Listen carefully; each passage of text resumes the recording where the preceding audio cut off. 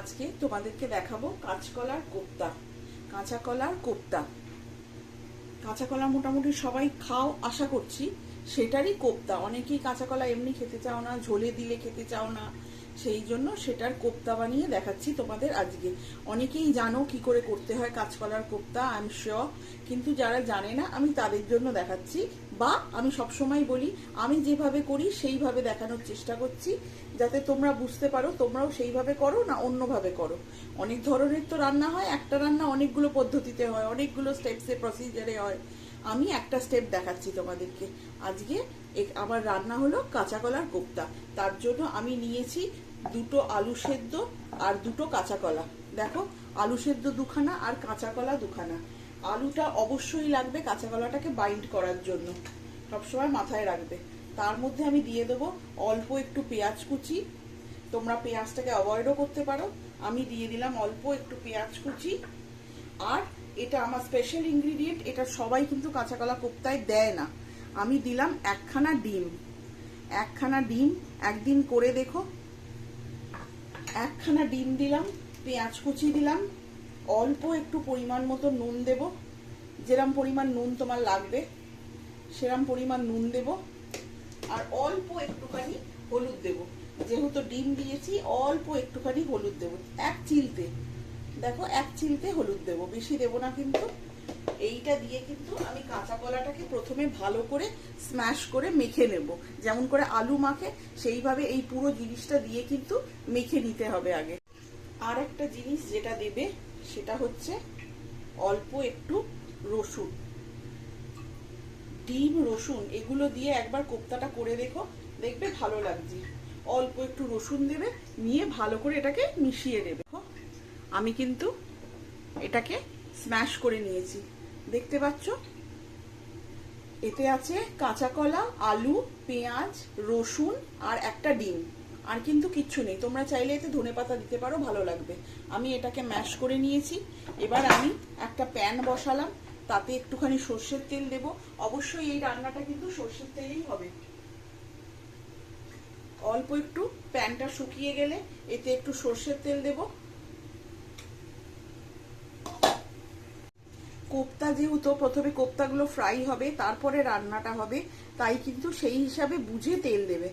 প্রথমে কোপ্তা ফ্রাই হবে তারপর কিন্তু রান্না হবে, সেই হিসাবে বুঝে কিন্তু তেলটা দেবে। তেলটা গরম হলে তারপরে আমি এক এক করে প্রথমে কোপ্তাগুলোকে ভেজে নেব। আমার কিন্তু তেল গরম হয়ে গেছে, এবার আমি এক এক করে কোপ্তাগুলো ভেজে নেব। প্রথমে একটা কোপ্তা ছেড়ে দেখবে আর বাইন্ডিং এর প্রয়োজন আছে কিনা, তাহলে আর একটু আলু বা অল্প একটু ময়দা, আটা বা বেসন তোমরা মেশাতে পারো কিন্তু বাইন্ডিং এ। আমি একটা ছেড়ে দেখব আমার আর বাইন্ডিং এর প্রয়োজন আছে কিনা। দেখো, যদি ছেড়ে না যায়, সুন্দরভাবে বলের মতন ভাজা হয়, তাহলে কিন্তু বুঝবে আর বাইন্ডিং এর প্রয়োজন নেই। দেখতে পাচ্ছ, যদি ছেড়িয়ে যায় পুরো তেলে, দেখো পুরো আলুটা ছেড়িয়ে গেল, তাহলে বুঝবে বাইন্ডিং এর প্রয়োজন আছে। তখন অল্প একটু আটা হোক, ময়দা হোক, বেসন হোক, যা ইচ্ছে দেবে। তবে কর্নফ্লাওয়ার কিন্তু দিও না, কর্নফ্লাওয়ার দিলে কিন্তু কোপ্তাটা শক্ত শক্ত হয়ে যাবে। যতক্ষণ ফুটবে নরম থাকবে, তারপর কিন্তু আবার শক্ত হয়ে যাবে। চেষ্টা করো কর্নফ্লাওয়ারটাকে অ্যাভয়েড করতে। এই করে আমি প্রত্যেকটা বল আগে ভেজে নেব, মানে প্রত্যেকটা কোপ্তা আগে আমি এরম শেপ দিয়ে ভেজে নেব। তোমরা যেরম ইচ্ছে শেপ দিতে পারো, আমি একটু ফ্ল্যাট টাইপের শেপ দিই কোপ্তায়। কোপ্তা কিন্তু ওইরকম শেপেরই ভালো লাগে, সেই জন্য আমি কিন্তু একটু ফ্ল্যাট টাইপের শেপটা দিই। তোমরা যেরম ইচ্ছে শেপ দিতে পারো। কোপ্তাগুলোকে ভেজে নিয়ে আমি দেখাচ্ছি তোমাদের। দেখো, আমার কিন্তু কোপ্তাগুলো ফ্রাই হয়ে গেছে, একটা কোপ্তাও কিন্তু ছেড়ে যায়নি বা কিচ্ছু হয়নি, দেখে নাও। এবার আমি এক এক করে কোপ্তাগুলোকে তুলে নেব। তোমরা যেরাম হার্ড ভাজা চাও সেরাম হার্ড ভাজবে, ভাজায় কোনো হার্ড অ্যান্ড ফাস্ট রুল নেই। যে যেরাম চাইবে সে সেরাম ভাবে ভাজবে। আমাদের তোমরা জানোই আমরা কিন্তু একটু হালকা ভাজা খাই সব কিছুরই, যার জন্য আমি হালকা ভাজা হতেই কিন্তু তুলে নিলাম। দেখো, আমার কিন্তু প্রত্যেকটা কোপ্তাই ভাজা হয়ে গেছে এবং একটাও ছাড়িনি। আমি কিন্তু বাইন্ডিং এর জন্য আলু ছাড়া আর কিচ্ছু কিন্তু দিইনি। বাইন্ডিং এর জন্য আলু ছাড়া কিন্তু আমি কিচ্ছু দিইনি। তাতেই কিন্তু দেখো খুব সুন্দরভাবে কোপ্তাগুলো ফ্রাই হয়েছে। এ দেখে নাও, খুব সুন্দরভাবে কিন্তু কোপ্তাগুলো ফ্রাই হয়েছে। আমি কিন্তু বাইন্ডিং এর জন্য আলু ছাড়া কিচ্ছু দিইনি। বাইন্ডিং এর জন্য সবসময় তোমাদের আটা ময়দা দিতে হবে তার কিন্তু কোনো মানে নেই। দেখো আমি এটা সাইডে সরিয়ে রাখলাম। এবার আমি তেলে দেব হচ্ছে গোটা গরম মশলা। গোটা গরম মশলায় এলাচ যখনই দেবে, আগেও বলেছি এলাচ কিন্তু ফাটিয়ে দেবে, ছোট এলাচ কিন্তু ফাটিয়ে দেবে, নাহলে ছোট এলাচের বীজ কিন্তু বড্ড ফাটে, তোমাদের গায়ে ছিটকবে।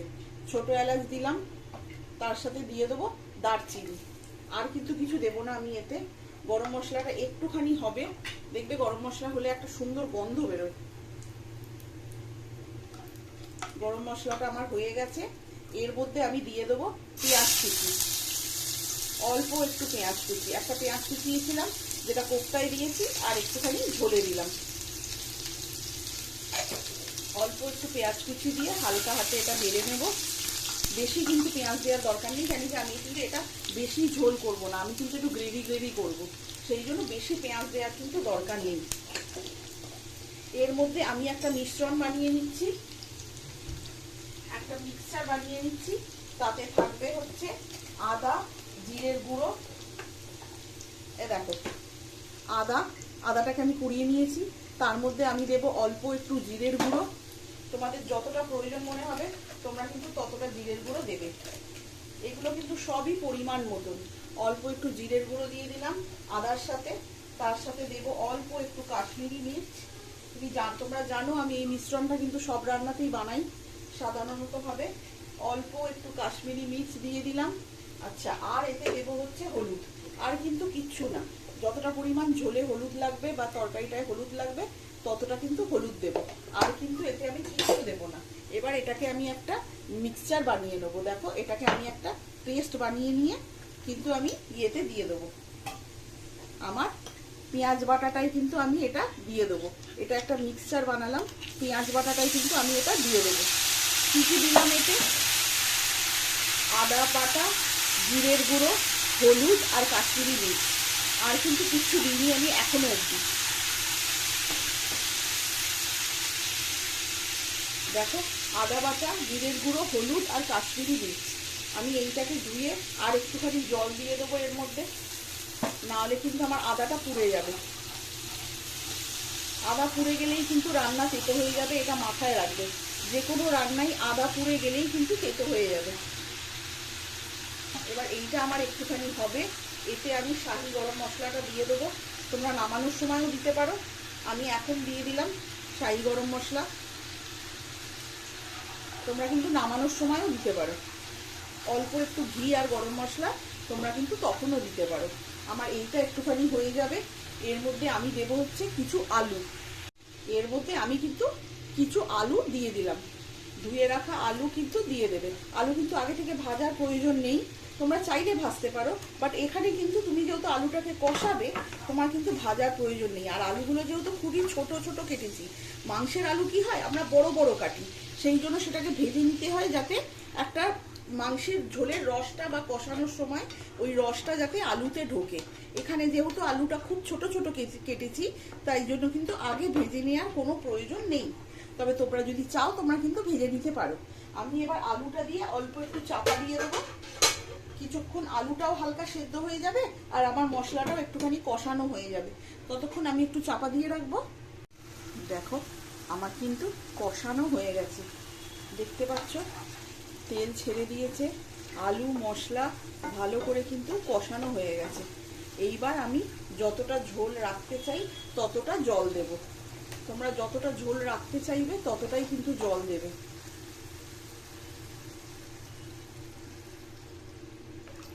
কোপ্তাটা দিয়ে একটুখানি ফুটবে, কোপ্তাও কিন্তু ঝোল টানবে। যদি তরকারিটা অনেকক্ষণ রাখা থাকে তাহলে কিন্তু কোপ্তাও অনেকটা ঝোল টানবে, সেই হিসাবে কিন্তু তোমরা জল দেবে। মাথায় থাকে যেন কোপ্তা আলু সবই কিন্তু জল টানবে। কোপ্তা যদি অনেকক্ষণ রাখা থাকে না, দেখবে কোপ্তাটা অনেকটা ঝোল টেনে নিয়েছে। পরিমাণ মতো নুন দিয়ে দিলাম। নুনের পরিমাণ তোমরা যে যেরাম খাবে সেরাম দেবে, সেটা আলাদা করে বলার কিছু নেই। এইবার আমি এটাকে সেদ্ধ হতে বসাবো। আলুটা সেদ্ধ হবে যতক্ষণ, ততক্ষণ আমার ঝোলটাও ফুটে যাবে, তারপরে আমি তোমাদের দেখাচ্ছি। দেখো আমার আলুটা কিন্তু সেদ্ধ হয়ে গেছে। বুঝতে পারছো আমার আলুটা যে সেদ্ধ হয়ে গেছে, আমি দেখিয়ে দিচ্ছি। দেখো দেখো, আলু কিন্তু হাফ হয়ে যাচ্ছে, মানে আমার আলু কিন্তু সেদ্ধ হয়ে গেছে, আমার ঝোল পরিমাণ মতন ফুটে গেছে।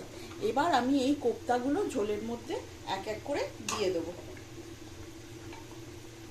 এমন ভাবে দেবে যাতে কোপ্তাগুলো ভেঙে না যায়। এক এক করে আমি কোপ্তাগুলো ঝোলের মধ্যে দিয়ে, দেখো আমি কিন্তু কোপ্তাগুলোকে ঝোলের মধ্যে দিয়ে দিয়েছি। একটা কোপ্তাও কিন্তু আমার ভাঙেনি। চেষ্টা করবে কোপ্তাগুলো না ভাঙার, তাহলে দেখতে ভালো লাগে, টেস্টে ভালো হবে।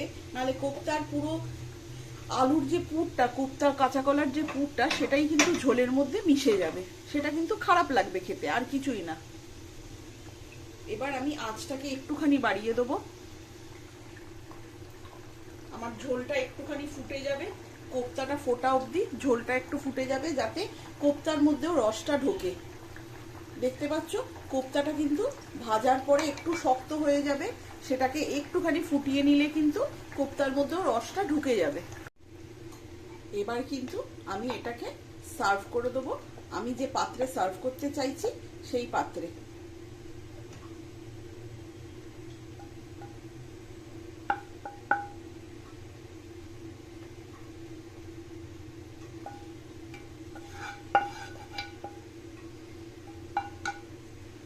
দেখো আমার রান্না কিন্তু ডান, আমার রান্না কিন্তু ডান। এটা হচ্ছে কাঁচা কলার কোপ্তা। নো ডাউট খেতে ভালো হবে। কাঁচা কলার কোপ্তা কিন্তু যদি সত্যি ভালোভাবে করতে পারো, মাংসের কোপ্তার মতনই কিন্তু লাগে। দেখো আমার কাঁচা কলার কোপ্তা কিন্তু ডান, একটা কোপ্তাও কিন্তু ভাঙেনি। আমি কিন্তু কোনো বাইন্ডিং এজেন্ট ইউজ করিনি, শুধু আলু ছাড়া কিন্তু আমি কিচ্ছু দিইনি। দেখো this is the final outcome. এইটা হচ্ছে আমার কাঁচা কলার কোপ্তা। তোমরা একবার করে দেখতে পারো, যদি তোমাদের ভালো লাগে তাহলে আমাকে বলবে, আমার সাথে শেয়ার করবে। আমারও ভালো লাগবে যে আমি যেভাবে করছি তোমরা সেভাবে শিখছো এবং করছো। আর যারা জানো তারা অবশ্যই জানাবে তোমরা এইভাবে করো না অন্যভাবে করো। আমি অপেক্ষায় থাকবো তোমাদের উত্তরের, তাহলে বুঝতে পারবো তোমরা শেষ অবধি রান্নাটা দেখছো। তাহলে আজকের জন্য তোমাদের কাছে রাখলাম আমি এই রান্না, কাঁচা কলার কোপ্তা। পরের দিন আবার আরেকটা রান্না নিয়ে কিন্তু আমি আসবো। আজকের জন্য তাহলে চললাম। Thank you very much.